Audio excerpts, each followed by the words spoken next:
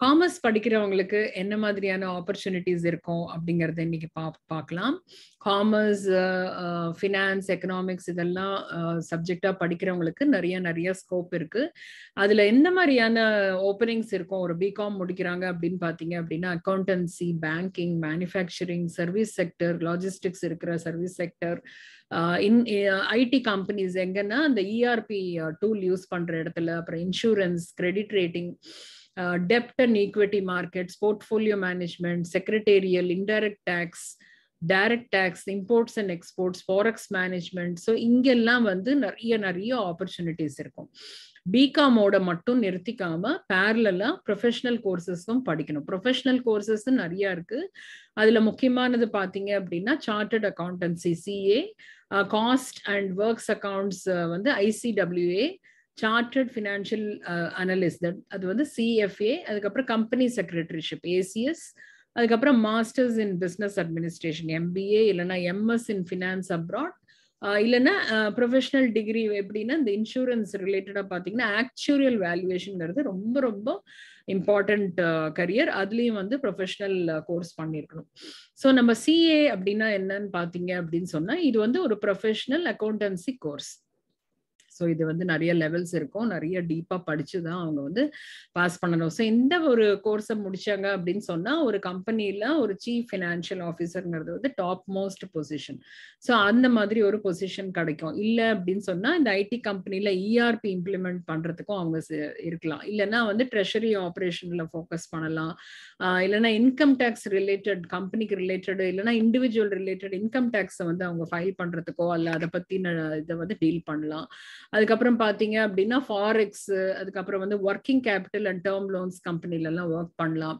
அதுக்கப்புறம் வந்து இந்த ரேட்டிங் ஏஜென்சில ஒரு அனலிட்டிக்கல் டீம் மெம்பராகவும் அவங்க இருக்கலாம். அதுக்கப்புறம் வந்து இன்டைரக்ட் டாக்ஸ், அதாவது ஜிஎஸ்டி இப்ப எல்லாரும் பேசுறாங்க இல்லையா, அதை வந்து ஹெட் பண்ணலாம். அதுக்கப்புறம் வந்து இந்த மர்ஜர்ஸ் அண்ட் அக்விசிஷன்ஸ் பத்தி அவங்க பார்க்கலாம். அப்புறம் இன்டர்னல் ஆடிட், அந்த ரிஸ்க் பேஸ்ட் ஆடிட் எல்லாம் அவங்க வந்து பண்ணலாம்.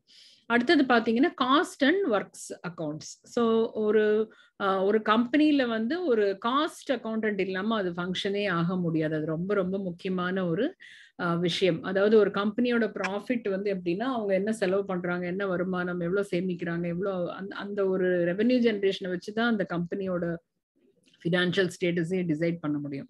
ஸோ அங்கெல்லாம் வந்து இந்த காஸ்ட் அக்கௌண்டன்ட் வந்து plays a major role. So அவங்க வந்து இது ரொம்ப முக்கியமான ஒரு விஷயம். ஸோ இவங்க வந்து என்னன்னா கம்பெனி ஆக்ட் பத்தி பார்ப்பாங்க, காஸ்டிங் பத்திலாம் அவங்க வந்து ஒர்க் பண்ணுவாங்க. ERP, manufacturing control, controlling sales and distribution function, இதுலெல்லாம் அவங்க வந்து கீ ரோலா பிளே பண்ணுவாங்க. அதுக்கப்புறம் வந்து காஸ்ட் ப்ராசஸ் வைஸ் அனலைஸ் பண்ணுவாங்க. அதுக்கப்புறம் காஸ்ட் சென்டர் வைஸ் அனலைஸ் பண்ணுவாங்க, ப்ராஃபிட் சென்டர் வைஸ் அனலைஸ் பண்ணுவாங்க. இதெல்லாம் வந்து ப்ராடக்ட் காஸ்ட் டிட்டர்மின் பண்றது, இதெல்லாம் அவங்களோட வேலையா இருக்கும். ஸோ இது வந்து கம்ப்ளீட்டா ஒரு கம்பெனியோட ப்ளூ பிரிண்ட்டை வந்து டிசைன் பண்ற அளவுக்கான பயங்கரமான ஒரு முக்கியமான ஒரு வேலை. அதுக்கப்புறம் சார்ட்டர்ட் ஃபினான்ஷியல் அனலிஸ்ட், இதுவும் வந்து ரொம்ப டிமாண்ட்ல இருக்கிற ஒரு வேலை. ஸோ இது வந்து ஒரு ட்ரெஷரி ஃபங்க்ஷன் ஆஃப் த கம்பெனில வந்து ஃபிட் ஆகிற ஒரு ஒர்க்கு.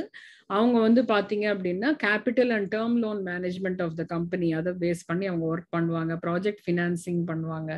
அதுக்கப்புறம் வந்து கேபிட்டல் மார்க்கெட்ஸ்ல கனெக்ட் ஆயிருக்கும் அவங்களோட ஜாப். அதுக்கப்புறம் வந்து என்ன அப்படின்னு பார்த்தீங்கன்னா ஃபினான்ஷியல் அனலிஸ்டா இருக்கலாம். அதுக்கப்புறம் இது வந்து ரொம்ப எல்லா கம்பெனிலுமே ஃபினான்ஷியல் அனலிஸ்ட் வந்து ரொம்ப முக்கியமான ஒரு ஜாப். அதுக்கப்புறம் இந்த மியூச்சுவல் ஃபண்டிங் பிஸ்னஸ் ஹெட் பண்ணலாம், இல்லைன்னா கேபிட்டல் மார்க்கெட் ஷேர்ஸ்ல வந்து அவங்க ஒர்க் பண்ணலாம். Commodity exchange, stock exchange, derivatives, இங்கெல்லாம் அவங்க வந்து ஒர்க் பண்ணலாம். அதுக்கப்புறம் பார்த்தீங்க அப்படின்னா ரிசர்ச் அனலிஸ்டிங்கா இருக்கலாம், அதாவது அந்த டெக்னிக்கல் ரிசர்ச் ஃபினான்ஸ் பத்தி அவங்க ரிசர்ச் பண்ணலாம். அடுத்தது கம்பெனி செக்ரட்டரிஷிப், இது வந்து ரொம்ப முக்கியமான ஒரு விஷயம். என்னன்னா இவங்க வந்து ஒரு கம்பெனிக்கு ஒரு போலீஸ் மாதிரி, அங்க இருக்கிற கம்பெனி ஆக்ட் நல்லா தெரிஞ்சிருக்கணும் அவங்களுக்கு. ஏன்னா ஒரு கம்பெனி ரன் பண்ணணும் அப்படின்னா அந்த நார்ம்ஸ் படி தான் அது வந்து ரன் பண்ணணும். ஸோ அந்த கம்பெனி ஆக்டை பார்த்து அதை சரி பண்றவங்க கம்பெனி செக்ரட்டரிஷிப் படிச்சவங்களுக்கு அந்த வேலை கிடைக்கும். அது வந்து ரொம்ப டிமாண்ட் இருக்கிற ஒரு வேலை. வேலை, எல்லா கம்பெனிக்கும் தேவையான ஒரு வேலை. இந்த லிஸ்டட் கம்பெனியா இருந்தாலும் சரி, நான் லிஸ்டட் கம்பெனியா இருந்தாலும் சரி, அந்த செக்ரட்டரிஷிப் வந்து ரொம்ப தேவையா இருக்கும். இவங்க வந்து பாத்தீங்க அப்படின்னா எல்லா ரெக்கார்ட்ஸையும் வந்து அவங்க வந்து மெயின்டைன் பண்ணுவாங்க. எல்லா போர்ட் மீட்டிங்கும் இவங்க தான் வந்து ஆர்கனைஸ் பண்ணுவாங்க. அது குவார்டர்லி, ஹாஃப் இயர்லி, ஆனுவலா இருந்தாலும் இவங்க தான் அதை பண்ணுவாங்க. எல்லா ரெக்கார்டும், ஃபினான்ஷியல் ரெக்கார்ட்ஸும் அவங்க கிட்ட இருக்கும். அதே மாதிரி பாத்தீங்க அப்படின்னா அந்த ஸ்டாக் எக்ஸ்சேஞ்சஸ், அந்த ரூல்ஸ் ஃபாலோ பண்றது எல்லாமே இவங்க தான் வந்து பண்ணுவாங்க.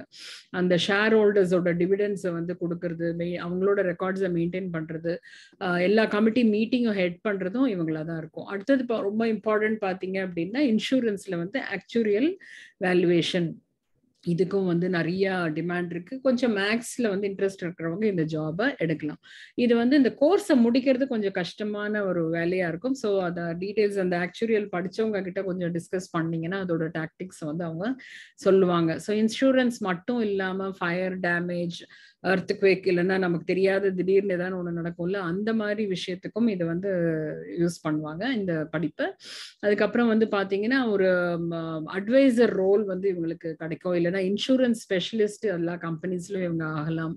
அதுக்கப்புறம் பாத்தீங்கன்னா ஒரு சர்வேயர், ஒரு லாஸ் டேமேஜ் எல்லாம் சர்வே பண்ணுவாங்கல்ல, அந்த மாதிரியான ஜாபும் இவங்களுக்கு வந்து கிடைக்கும்.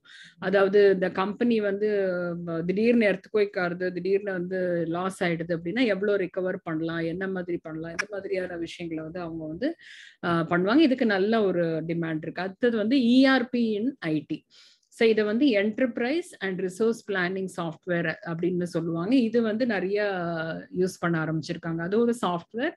ஸோ இன்ஃபர்மேஷன் டெக்னாலஜி நாலேஜ் இருக்கிறவங்க அதோட படிச்சாங்க அப்படின்னு சொன்னா, இஆர்பி சர்டிபிகேஷனும் பண்ணாங்க அப்படின்னு சொன்னா இந்த ஜாபுக்கு நல்ல ஒரு டிமாண்ட் இருக்கு.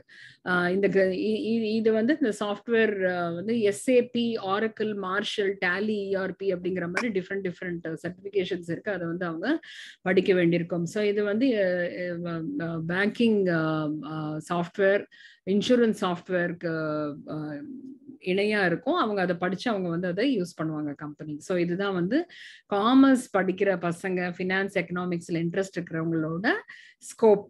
ஸோ நிறைய விஷயம் நான் இதுல சொல்லியிருக்கேன். இதை கேளுங்க, கேட்டுட்டு ஒன்னொன்னும் ஆராய்ஞ்சு உங்களுக்கு எது உங்களுக்கு நல்லா வருமோ, எந்த ஜாப் உங்களுக்கு நல்லா பிடிக்குமோ அதை வந்து நீங்க பர்சியூ பண்ணுங்க. Stay blessed.